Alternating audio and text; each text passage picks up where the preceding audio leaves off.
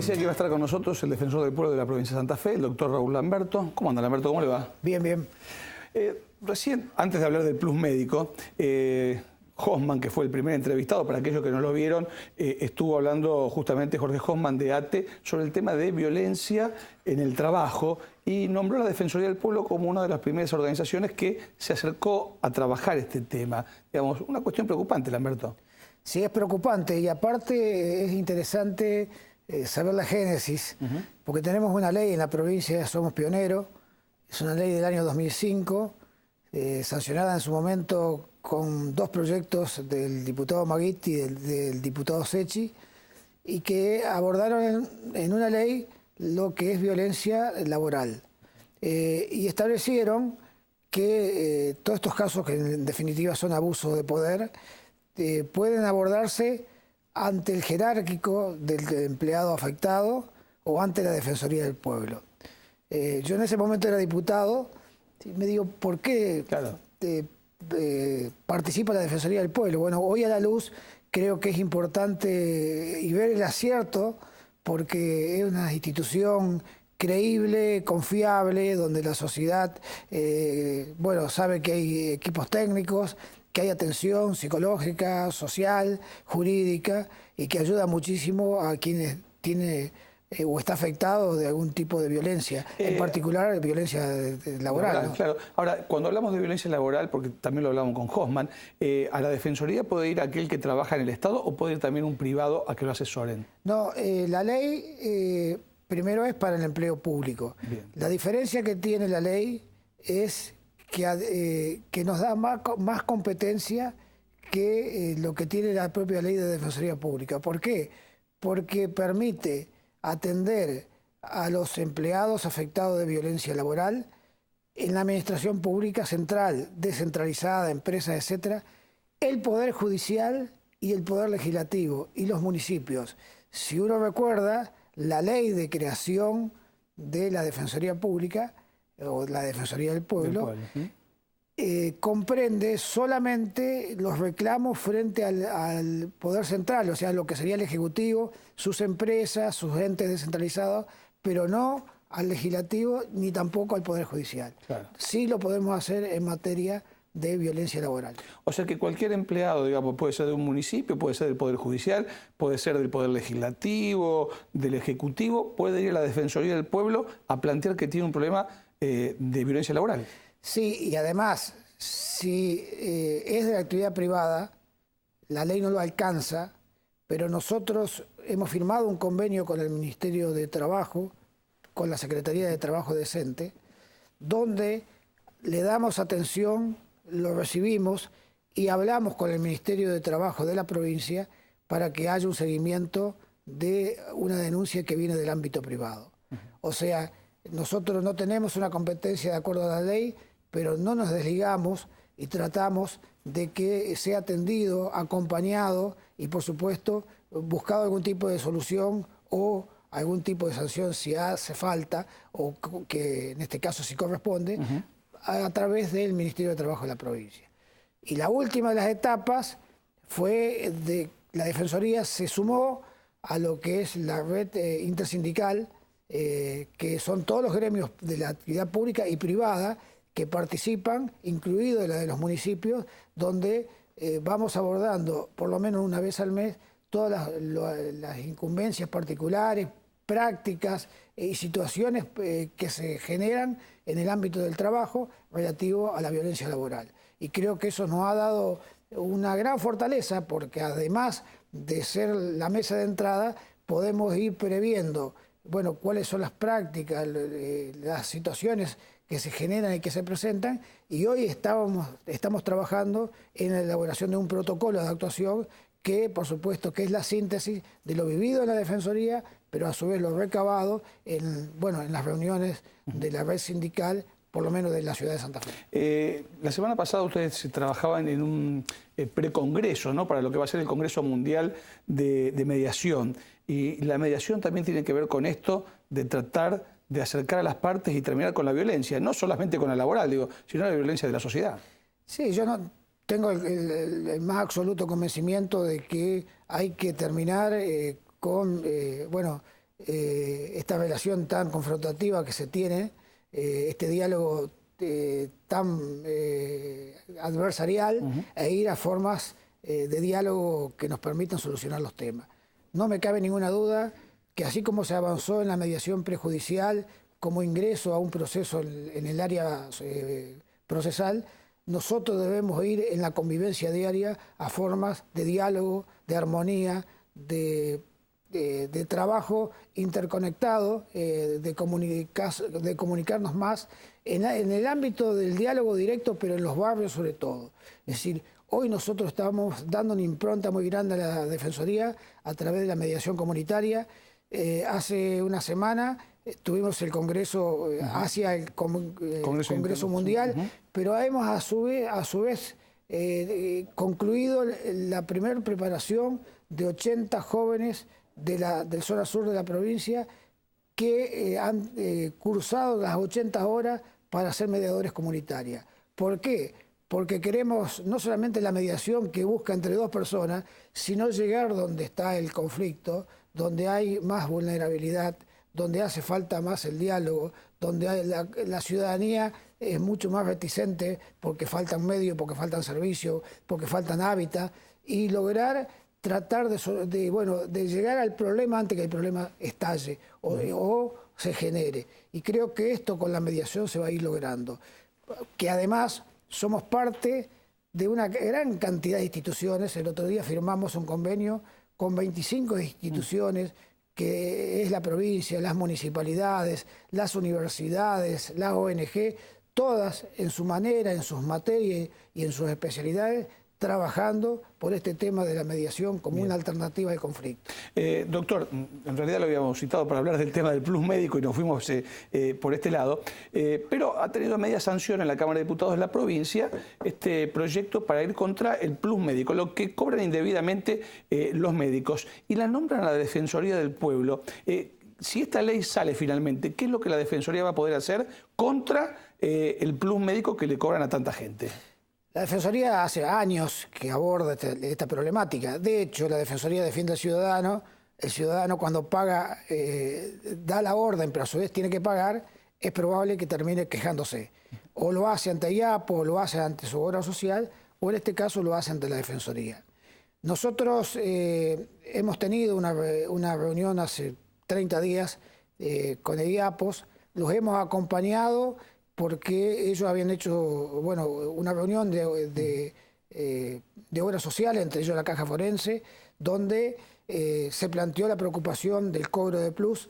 Nosotros acompañamos desde la Defensoría esta inquietud y establecimos en ese momento un nexo donde todo reclamo que la Defensoría recibiera vinculado al plus médico, automáticamente lo podíamos transferir, en este caso a IAPOS, pero además a las demás organizaciones que adhirieron en un convenio para darle tratamiento preferencial. O sea, no esperar que la Defensoría llegue, sea la última, sino que tenga automáticamente estar acompañado por la Defensoría con un tratamiento preferencial y una atención directa a quien se encuentre perjudicado. Bueno, hoy tenemos una media sanción de una ley donde colocan como autoridad de aplicación a la Defensoría. Primero habrá que ver si esto sale del Senado y en qué términos. Pero nos dan una tarea importante, de magnitud, que es un poco ser los que inspeccionan el cumplimiento de los efectores públicos y privados de que no se cobre plus médico, que no se cobren bonos, que no se pidan doble o triple órdenes médicas, lo cual es una tarea complicada. Pero bueno, nosotros, si la ley nos encomienda esta función, por supuesto que, en primer lugar, creo que se está reconociendo a la Defensoría. Se la está reconociendo por ser seria, por ser responsable, por tener el equilibrio para llevar adelante un tipo de esta actividad y de esta tarea. Y en segundo lugar, ver en qué términos sale la ley y cuál va a ser el alcance de nuestra actividad, que va a ser evidentemente complicada. Pero si la función la asigna la ley, nosotros la vamos a cumplir. Lamberto, gracias por haber venido. Muchísimas gracias. Gracias. Vamos a ir ahora a una nota que tiene que ver con una localidad que usted seguramente conoce, Arroyo Leyes, tiene que ver con la denuncia por el tema de las fumigaciones, algo que no es nuevo, se fumiga muy cerca del pueblo, cerca a veces de las escuelas. Se quejan, ustedes véanlo en este informe. Bueno, la situación es dramática porque están arrojando veneno sin ningún tipo de control, prácticamente en la ventana de la escuela, a pocos metros del centro de salud, de la Defensoría del Pueblo, de la sede comunal, cerca del centro comercial donde transita casi la mayoría de los vecinos de Arroyo Leyes. Entonces la situación es dramática, necesita una resolución urgente, las evidencias del descontrol están a la vista.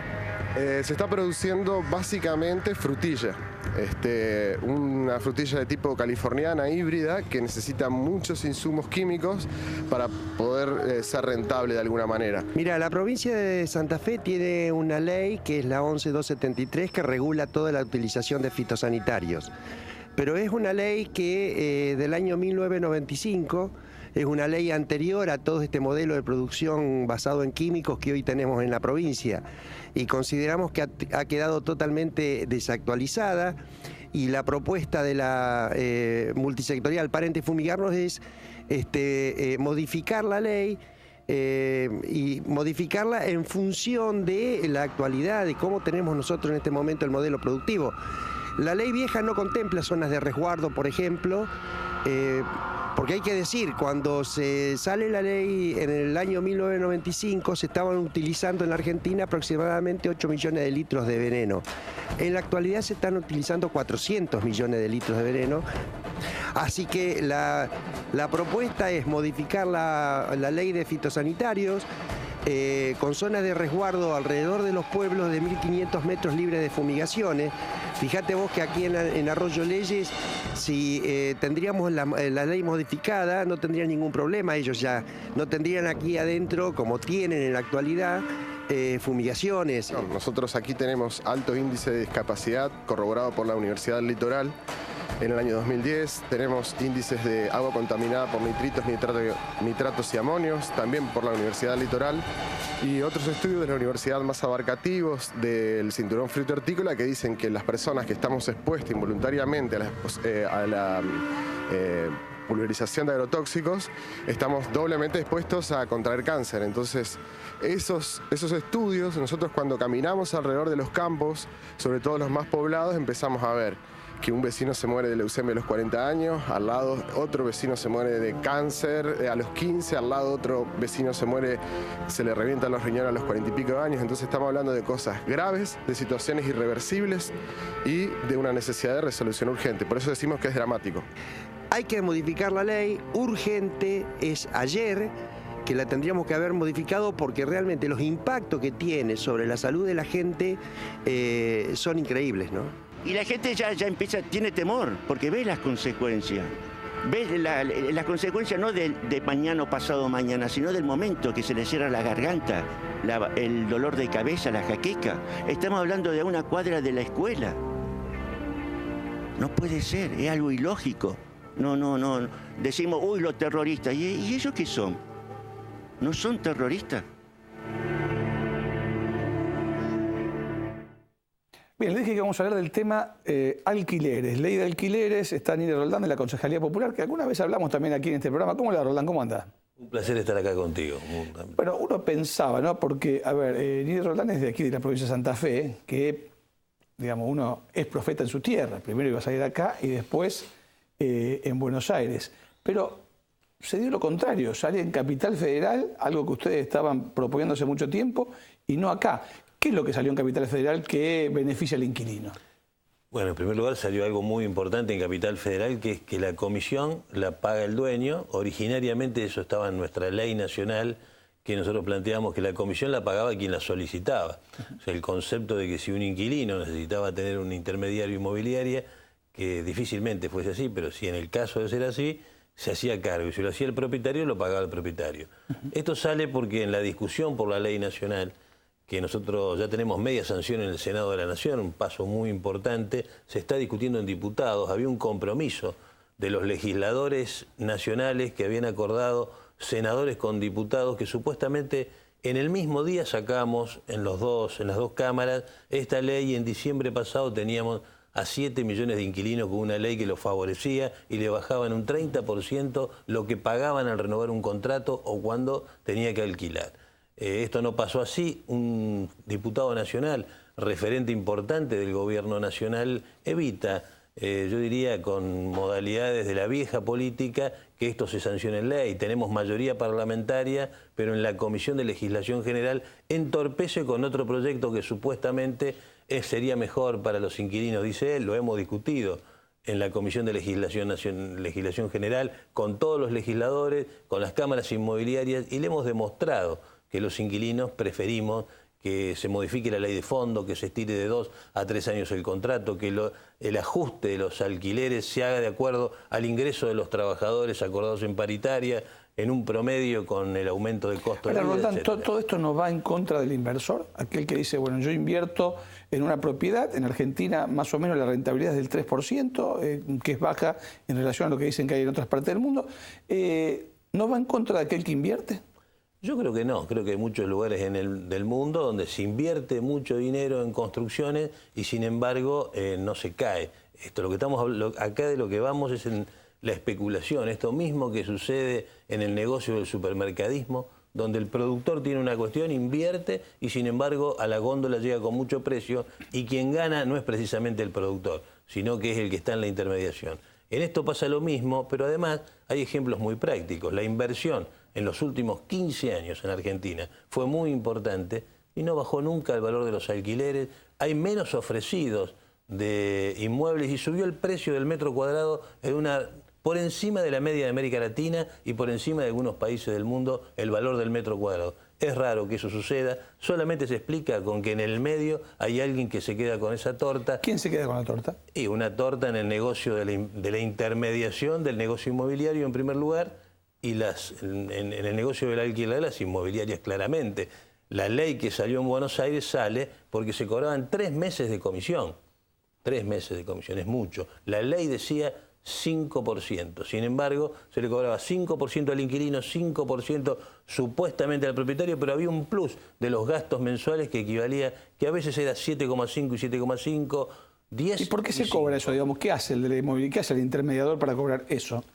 Lo solicita. Aquí en Santa Fe estamos peleando por una ley que, en primer lugar, sea como la estamos solicitando nosotros, que lo pague quien lo pide y no supere el 4%.